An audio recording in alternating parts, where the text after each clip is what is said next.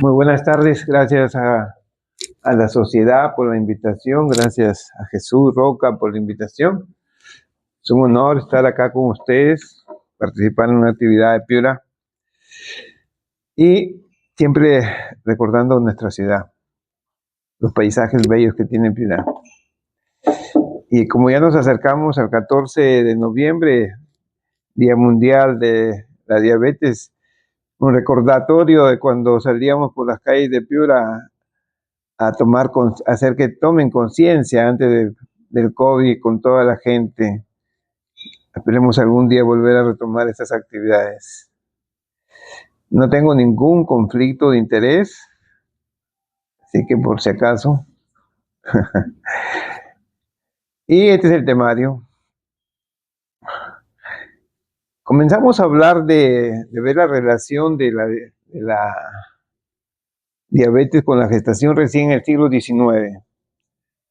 En ese entonces, recuerden, no había ninguna medicina para la diabetes, ya por ahí se estaba hablando de la dieta, y lógicamente la mayoría que hacía diabetes no salía gestando, y las pocas que gestaban tenía muchas veces pérdidas fetales o la misma gestante que fallecía. Entonces era una cosa rara ver diabetes y gestación. Actualmente vemos diabéticas que están inclusive en diálisis. Ese es el gran avance que se ha logrado en el campo de la diabetes, la obstetricia. Y ya en el siglo XVIII, en Berlín, un médico hizo una tesis de diabetes gestacional con un solo caso. Y por el año también fines del siglo XIX se recopilaron unos casos de diabetes en una reunión de la Sociedad Obstetricia en Londres, y se hablaba que la mortalidad materno-fetal era alta. Y antes de que llegara la insulina, pocas mujeres diabéticas llegaban a la edad gestacional, sobre todo diabéticas tipo 1, pues. Antes de 1922 se reportaban menos de 100 embarazos en mujeres diabéticas, y lo más probable es que estas mujeres tuvieran diabetes tipo 1 y no tipo 2. Miren, esta es la historia de la insulina. Recién tenemos insulina desde el año 22, y durante 32 años fue el único fármaco que tuvimos. Ya las insulinas humanas empiezan por el año 1980, los análogos de acción rápida por el 2000, un poco más adelante los análogos basales de insulina. Por eso, hasta hace unas 5 décadas, los médicos por lo general aconsejaban a las gestantes, a las diabéticas, no gestar por el riesgo de que perdieran al niño o les afectara a ella. Se logra un gran avance cuando se entiende por qué sucedían todos estos eventos. Porque recién se entiende que el kit del asunto estaba en mejorar el nivel de glucosa plasmática materna, porque eso se reflejaba en el feto. Entonces viene ya un poco más mejores éxitos en mortalidad, y ya se tienen también más equipos para medir la glucosa, los glucómetros, y es más fácil hacer una glicosilada, y ahí comienzan a aparecer los equipos de automonitoreo de la glucosa. Cuando se comienza ya a entender la fisiopatología del embarazo, que se complica con el diabetes, y que los programas de manejo ya han permitido alcanzar una normoglicemia a través de la gestación, se comienzan a bajar las tasas de mortalidad perinatal y se llega al nivel que se tiene en la población general. Claro, esto generalmente son centros especializados. Priscilla White fue una médico estadounidense que se dedicó mucho a lo que era la gestación y la diabetes. Inclusive elaboró su clasificación, que empleamos muchas veces, y él ayudó mucho también a comprender este campo de la diabetes y la gestación. Ya por los años 50 se comienza a hablar de diabetes gestacional. Todavía no tenía claro qué era este tema, pero sí ya se comienza a dar ese nombre a un cuadro transitorio, que se daba en el embarazo y cuando terminaba el embarazo ya se desaparecía. Y las probabilidades de que se afecte a los niños también ya se va entendiendo mejor, ¿no? Porque ya se entiende que es un proceso que no es igual que se da en las que ya son diabéticas pregestacionales. Más o menos por los años 60, un belga, Dr. Head, ya hizo ver la relación de la hiperglicemia con el pronóstico materno-fetal. Y esto llevó a un estudio clásico, que es el estudio de O'Sullivan-Mahan, y que enfatizó los criterios de diagnóstico y tratamiento. Ese fue el primer criterio de diagnóstico y tratamiento que empleamos por muchos años y que inclusive aún se usa. Siempre recordar a la Madre Teresa de Calcuta por sus grandes enseñanzas. Entonces, la diabetes gestacional es un estado de intolerancia a los carbohidratos que se da en el embarazo. Tiene diferentes grados de severidad y lo detectamos en este estado de gestación. Cuando termina la gestación también desaparece. ¿Por qué tiene importancia? Porque afecta a la madre y afecta al niño. Y le da riesgo, sobre todo al feto, ¿no? Entonces, en relación con la gestación, tenemos dos situaciones. Que la gestante ya sepa que es diabética, tipo 1 o tipo 2. Eso se llama diabetes pregestacional. O que una gestante vaya a sus chequeos con factores de riesgo, sin factores de riesgo, y que al hacerse el screening, que ya se está volviendo una rutina en muchos centros, lamentablemente en nuestro país no, y le diagnostiquen diabetes gestacional, que se va a confirmar cuando termina la gestación. Porque si al terminar la gestación no desaparece, fue una diabetes que ya la tenía, que no se había detectado.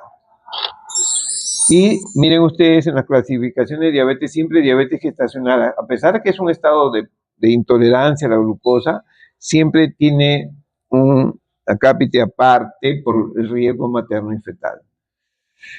Entonces, este estado de intolerancia interesa no solamente por el riesgo, sino porque muchas de estas mujeres que hacen diabetes durante el embarazo, pasado el embarazo, años después, si no se toma una prevención o no se le hace un seguimiento, muchas de ellas van a ser diabéticas definitivas. Igual el niño, si no se trata adecuadamente, su riesgo de ser diabético va a ser alto.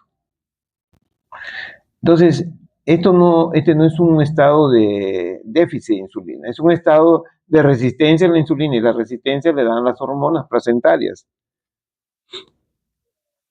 Y acá tenemos muchas hormonas que intervienen. Antes hablábamos del lactógeno placentario humano, ahora se llama somatotropina coriónica humana. Tenemos también los estrógenos, la progesterona, hasta la misma prolactina juegan un rol en esta resistencia a la insulina. La prevalencia es muy variable, depende de la etnia, depende de la edad, pero afecta más o menos al 3 al 10% de personas.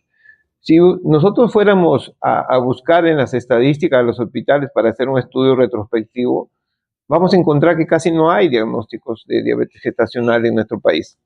No se hace screening. Entonces no se busca, porque el diabetes gestacional hay que buscarla. No va a aparecer con el sello. No tenemos que nosotros hacer la búsqueda, sobre todo en las que tienen factores de riesgo. Y en otros países ya se ha vuelto una rutina, todo le hacen. Entonces, en las últimas décadas, la diabetes gestacional ha crecido en todo el mundo. Y la prevalencia varía, depende de la etnia, depende de la edad, depende de los grupos que son estudiados. También de la edad, cuanto más joven es la gestante, la prevalencia es más baja, y cuando es mayor, la prevalencia es más alta. Y el 5% de embarazo de mujeres diabéticas termina en muerte recién nacido, frente al 1.5% de mujeres sin diabetes. Entonces, a veces recién pensamos que la paciente ha tenido diabetes gestacional cuando nos informan que había una muerte intrauterina o una muerte perinatal, o que había un niño macrosómico con distocia en el parto, que entonces ahí recién pensamos, pudo haber tenido, pero ya pasó el momento del diagnóstico. Entonces, tenemos que tener esta actitud de buscarlo. Hace muchos años, tal vez 10, 12, hicimos acá en Piura 3 cursos, no charlas, sino cursos de diabetes gestacional. El doctor Mario Subiati y la gente del Hospital Bartolomé nos apoyó mucho, pero lamentablemente no había mucho público para estos cursos. Entonces ya pasó un año y un residente de ginecología se entera y me dice, doctor, haga otro. Ya me cansé, le dije. Pero sí se necesita esto. O sea, entendamos una cosa, si queremos saber cuánto es nuestra población, tenemos que buscarlos. Porque no tenemos un dato fidedigno de nuestra población. Creo que hace muchísimos años en San Bartolomé el doctor Pacora hizo un estudio, pero después no tenemos mucho. No sé si a lo mejor estoy equivocado, a lo mejor se han hecho estudios, pero la diabetes gestacional no da muchos síntomas. Hay que buscarlos. Y el otro problema que tenemos es que no hay un criterio de diagnóstico. ¿Cómo la diagnosticamos?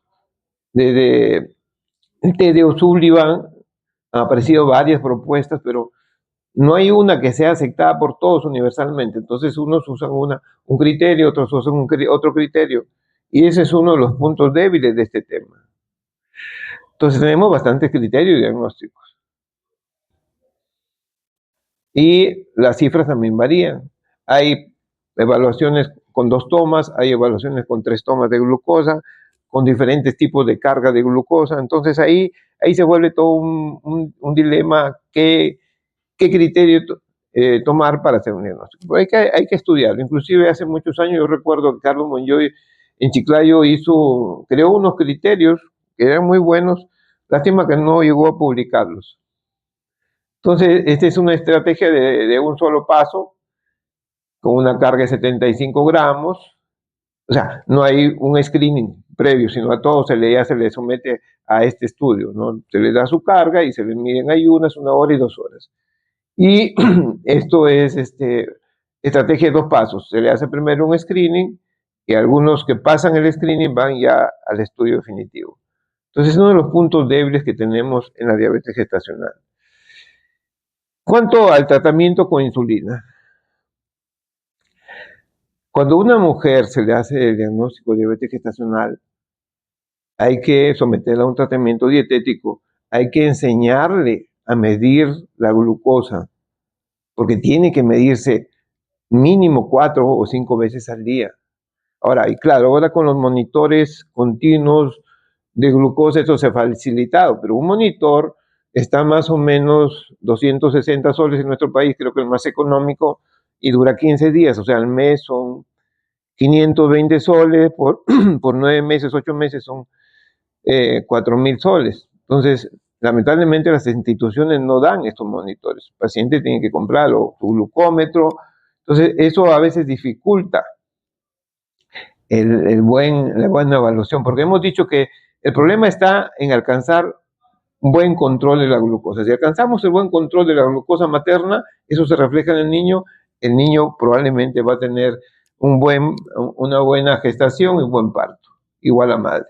Entonces, se ha demostrado que el nivel de glucosa postprandial materna es la variable más importante que influye en el riesgo posterior de macrosomía neonatal, que es uno de los problemas. Entonces, ver cuánto tiene la madre de glucosa todo el día, ese es el objetivo.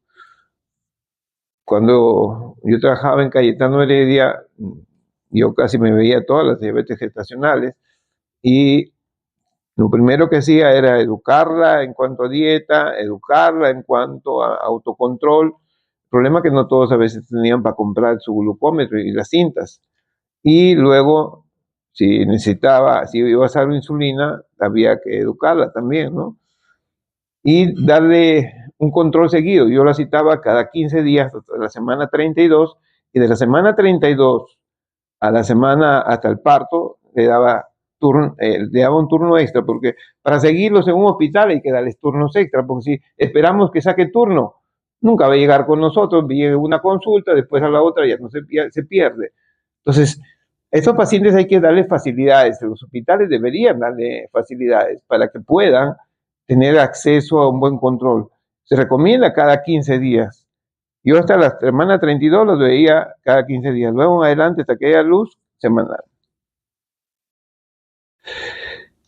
Después del periodo de organogénesis, que generalmente son las 7 primeras semanas de gestación, a veces dicen hasta la 10ª, la hiperglicemia materna interfiere con el crecimiento y desarrollo fetal normal durante el segundo y tercer trimestre. O sea, si queremos que el niño crezca bien, desarrolle bien, no haga macrosomía, no haga hiperinsulinismo, desarrolle bien sus pulmones, tenemos que controlar bien la glucosa de la madre.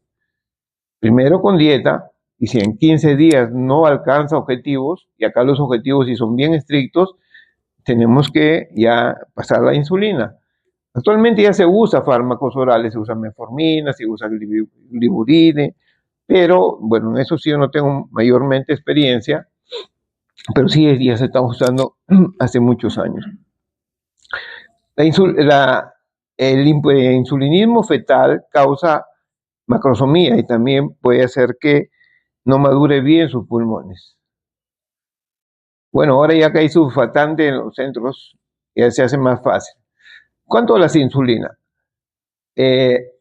Otro punto importante, estas personas que hacen diabetes gestacional deben ser referidas a un nivel, al hospital o al centro de salud más alto de la región. O sea, no pueden manejarse en centros de salud.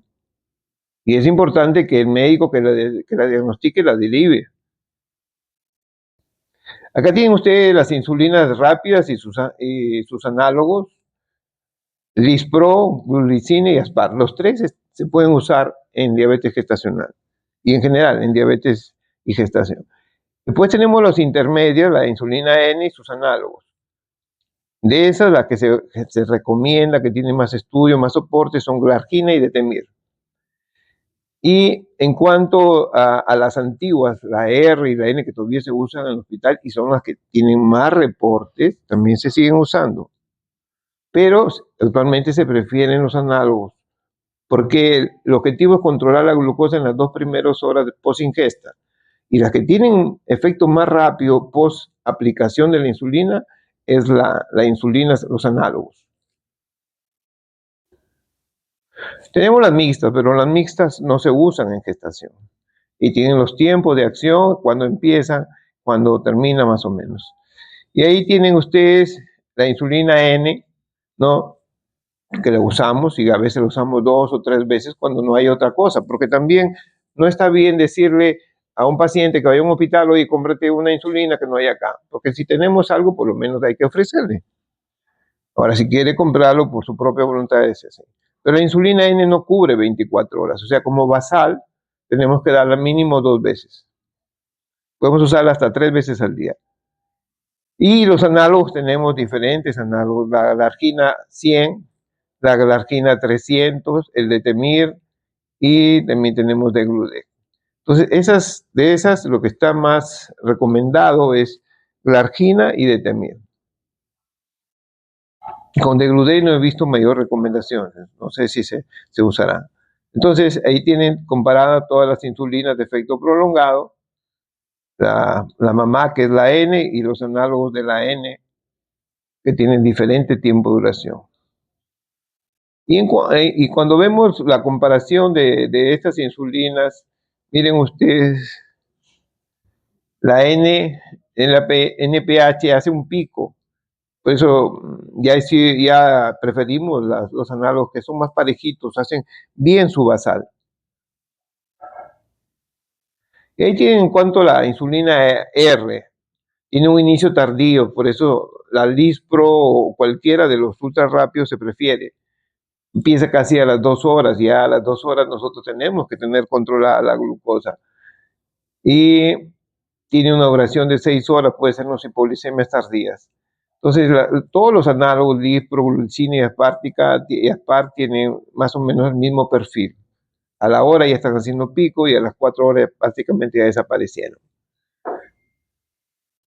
Y miren ustedes ahí las comparaciones de la R y de la Lispro, ¿no? Se ve clara la ventaja de la Lispro, porque nosotros queremos un efecto inmediato, para que a la hora y a las 2 horas la glucosa no pase, no se eleve mucho. Y cuando creamos los pulsos con Lispro también son pulsos rápidos, sube y baja rápido. Entonces eso es lo que queremos, sobre todo en este estado que es la diabetes gestacional. Ahora, ¿qué dosis usar? Hay que empezar, no hay una fórmula mágica. La insulinoterapia es al tanteo y al error, porque hay sugerencias de dosis, pero eso varía. Pero podemos empezar con 0,2 o con 0,1 y estas pacientes hay que seguirlas y ellas tienen que traer sus anotaciones. Ahora, si tiene también su monitor continuo de glucosa, es mejor. Entonces, multiplicamos el peso, si vamos por 0,1 o 0,2, y lo dividimos 50% con un basal y 50% con insulina ultra rápida en 2 o 3 bolos. Ahí tiene un ejemplo más o menos, pero puede variar también. Las bombas de insulina se usan en gestación, sobre todo en los altos riesgos, pero en nuestro país eso casi no se usa. Yo tuve la suerte de usar bombas, pero cuando hice mi residencia en el Hospital Almenara, pero ahí nunca más las he vuelto a usar. Una bomba debe estar por $6,000, $7,000. Entonces no todos tienen la opción de comprar una bomba. Y para el control, porque siempre que usamos insulina tenemos que controlar la glucosa, tenemos desde el glucómetro simple, ¿no? Y tenemos ya los monitores continuos, ya hay varios aprobados. En la época del COVID se aprobaron varios. Y en Perú tenemos ya monitores también, aquí están viendo, de los que usamos en el Instituto Soy Diabético, ¿no? Es fácil, le simplifica la vida al paciente, se colocan y duran 15 días y en el celular están viendo el resultado, están viendo el perfil, todo eso, y le facilita al paciente saber cómo va. El uso de estos sensores con las bombas ha permitido usar lo que se llama el páncreas artificial, ¿no? Y la conexión del sensor con la bomba permite que la bomba se regule más fácilmente, casi automáticamente. Y siempre que usamos insulina hay que explicar la hipoglicemia, porque ese es el riesgo, ¿no? Y cuando el paciente dice, ¿por qué se me baja? Porque ese es el riesgo.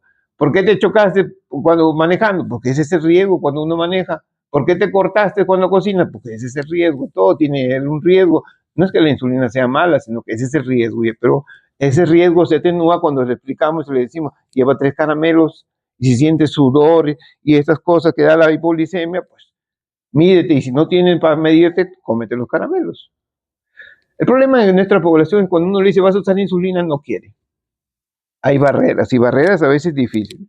Y esas barreras se derrotan, se derrumban con educación, con perseverancia y con personas que sepan ayudarnos. A veces el médico no tiene mucha capacidad ni tiempo a veces para convencer al paciente. Entonces nuestro personal que trabaja con nosotros tiene que estar capacitado para tratar de ayudarnos a vencer esas barreras.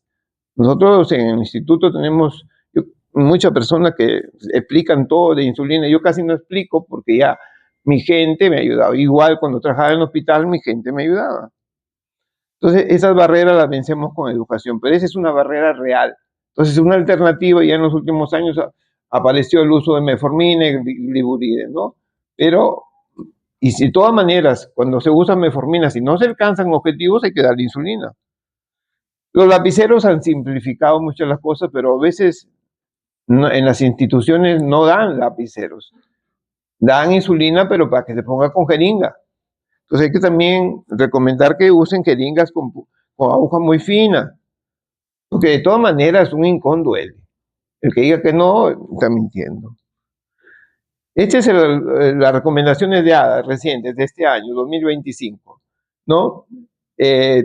Todas las embarazadas deben controlar la glucosa en ayunas preprandial y postprandial. El objetivo, en ayunas, menos de 95. Una hora después, que no pase de 140. Entre 110 y 140. 2 horas después, que no pase de 120. Entre 100 y 120. Son objetivos bien estrictos, ¿eh? Realmente yo les recomendaba las 2 horas, que no pase de 120.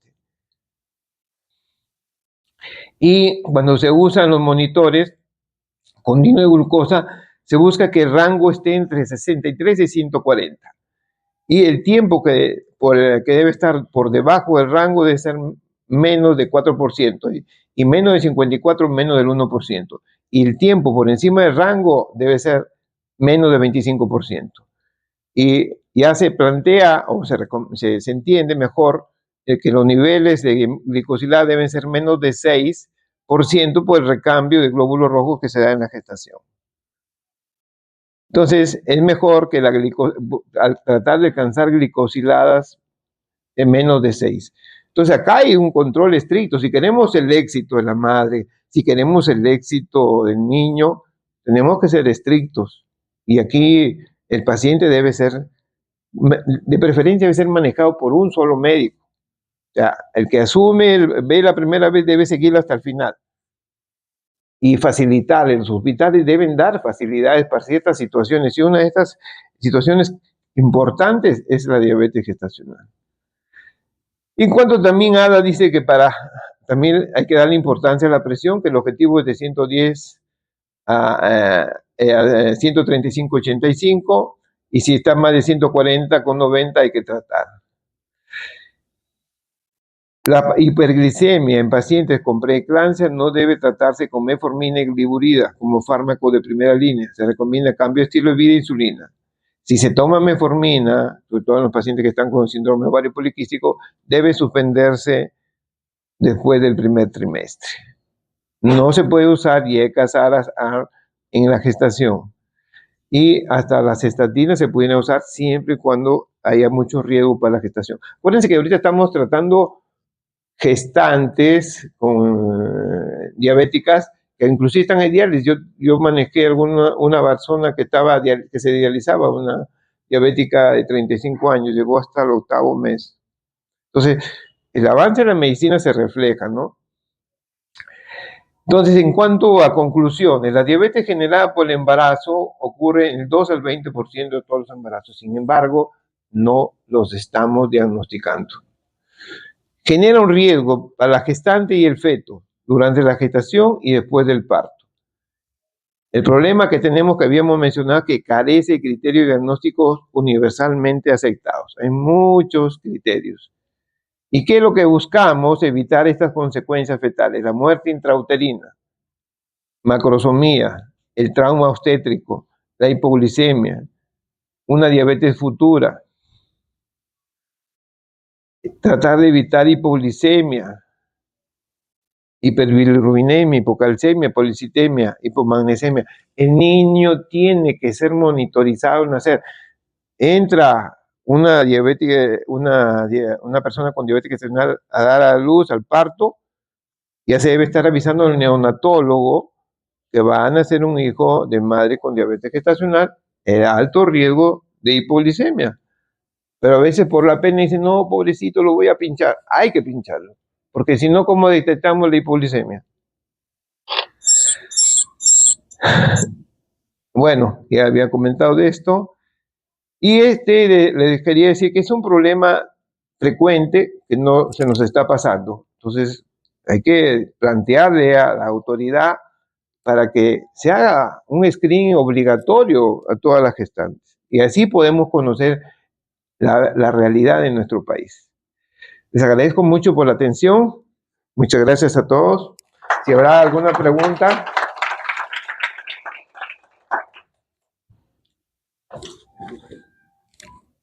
Bueno, ahora vamos a empezar con la ronda de preguntas. Es un tema bastante interesante. Estoy seguro que debe tener alguna otra pregunta aquí en el auditorio. Doctor. Gracias, James. Doctor Rolando, felicitaciones. Gracias por su ponencia. ¿Cuál es el riesgo siempre de la paciente que hace diabetes gestacional? Es la macrosomía principalmente. Para el feto, sí. Para el feto. ¿Cuál es el riesgo de una diabética que gesta? ¿Y cuál es el cuidado que deberían, o cuál es su nivel de glicosilada que debería tener idealmente esta paciente diabética tipo 2 que desea gestar? Porque la diabetes gestacional es otra presentación diferente, ¿no? Sí, una persona diabética que desee gestar, es importante que sea preparada. Debe salir embarazada de preferencia con una glicosilada de menos de 6.5, porque si no va a tener alto riesgo de que el embrión tenga malformaciones congénitas y que el feto nazca con malformaciones congénitas y puede inclusive terminar un aborto. Entonces, hay que educar. En otros sitios ya se da educación a estas personas para prepararlas para el embarazo. Yo recuerdo que yo veía una diabética tipo 1 muchos años y tenía ya una glicosilada de 6, se preparó mucho porque le hicieron fotocoagulación láser y me atreví a sugerirle, estaba casada la señora, a que se embarazara. Le digo, ya es tu momento, 23, 25 años. Y salió gestando y su mamá casi me mata porque le hizo una preeclampsia que tuvimos que derivarla a Chiclayo. Tú tienes la culpa porque tú le dijiste que se embarazara. Pero era el momento. Ahora la señora cuando me ve contenta con su nieta, pero en ese momento... Pero es que son los riesgos. Si la preeclampsia en la que estás en diabetes pregestacional o gestacional es alta, por eso ya se recomienda usar en las personas de riesgo ASA 81, aspirina 81 para reducir el riesgo de la preeclampsia. Pero sí, deben ser educadas, deben ser educadas y tratar de tener una glicosilada baja antes de salir embarazada. Y quisiera complementar la pregunta. Actualmente vemos muchas mujeres jóvenes con exceso de peso, prediabéticas. Estamos viendo pacientes jóvenes en edad reproductiva, 30, 40 años, que tienen prediabetes y que están tomando muchas de ellas metformina. Entonces, la pregunta es, ¿cuáles son las recomendaciones que le deberíamos dar a esta paciente? Porque en cualquier momento va a gestar. Primero, en cuanto a su nivel de control, la que baja de peso, pero sobre todo al tratamiento. Por ejemplo, ¿qué haríamos en una paciente con prediabetes que gesta? Mantiene la metformina, quitamos metformina, damos insulina. ¿Cuál sería su opinión al respecto? Bueno, yo con metformina casi no tengo mucha experiencia. Casi todas las pacientes que yo veía con prediabetes, con diabetes pregestacional o con diabetes gestacional manejaba con insulina. Metformina sí se recomienda, sí se autoriza, pero siempre hay que avisarle a la gestante que la metformina sí pasa la barrera placentaria. ¿No? Entonces hay que decirle, señora, si usted quiere seguir, no quiere usar insulina, le puedo dejar la metformina. Pero ojo, esto sí pasa la barrera placentaria. Todavía no hay un estudio que diga que no va a dar ningún riesgo. Entonces, si la paciente acepta seguir tomando la metformina, se le puede dejar. Sobre todo en el primer trimestre puede usar, pero siempre avisando. Esa es la recomendación, sobre todo en las últimas que cada dada en 2025 reitera que se le debe avisar a la gestante. Sí, felicitaciones, doctor Rolando, por la brillante exposición. Yo tenía un comentario y una pregunta. El comentario es de que escucho reiteradamente que se refiere al primer nivel. No hacer esto es el primer nivel. Pero ojo que un consultorio médico privado es primer nivel de atención. Es un 1-2. Un policlínico de 12 horas con 20, 30 consultorios es un primer nivel de atención. Es un 1-2. Es un 1-3. Y el que atiende 24 horas también el primer nivel de atención es un 1-4. Entonces sería mejor referirse a la especialidad o al expertise de los profesionales que atienden. Y mi pregunta iba en el sentido de, alguna vez se usó la fructosamina para control. ¿Qué comentario le merece este tipo de control para las gestantes con diabetes? Bueno, no tengo experiencia ni conocimiento sobre la fructosamina. Y en cuanto a mi comentario fue que si lo diagnostican en un centro de primer nivel, 1, 2, esa paciente sí, hecho el diagnóstico de diabetes gestacional, si le hicieron en ese nivel, debe pasar a un centro de mayor nivel y donde debe seguir toda su gestación. Porque no son pacientes con una gestación simple, son pacientes de riesgo. Entonces es importante que la vea el ginecólogo, la siga toda su gestación y también el endocrinólogo. Ese fue el comentario. Bien, si hubiera alguna pregunta más en el auditorio. Doctor Rolando, solamente una para terminar este bloque. Hablaba usted de los valores de glucosa que deberíamos tener en el paciente gestante, que son más estrictos de los pacientes Sí. que comúnmente no están gestando. Cuando una paciente gestante se hospitaliza, ¿cuál es el valor de glucosa que debemos mantener durante hospitalización? Lo ideal es que si está internada, sigue siendo gestante. Entonces, el objetivo es el mismo. Y yo generalmente acostumbro a los pacientes a que midan a las 2 horas que no pase 120. Pero sí internada también tiene que mantenerse el mismo ritmo de control varias veces. Antes de desayuno, 2 horas después de desayuno, antes de almuerzo, 2 horas después de almuerzo, antes de cena, 2 horas después de cena y al acostarse. Y hay que hacerle comprender que si bien es incómodo, porque la paciente va a reclamar, decir, ya no tengo dedos, ¿no? Va a decir, ya no me tengo dedos. Hay que explicarle, pues hay que decirle, es por tu bien y por el de tu niño. Y eso sí la motiva, porque la gestante sí se motiva bastante por su niño. Muy bien. Agradecemos al doctor Rolando Vargas por un fuerte aplauso. Gracias.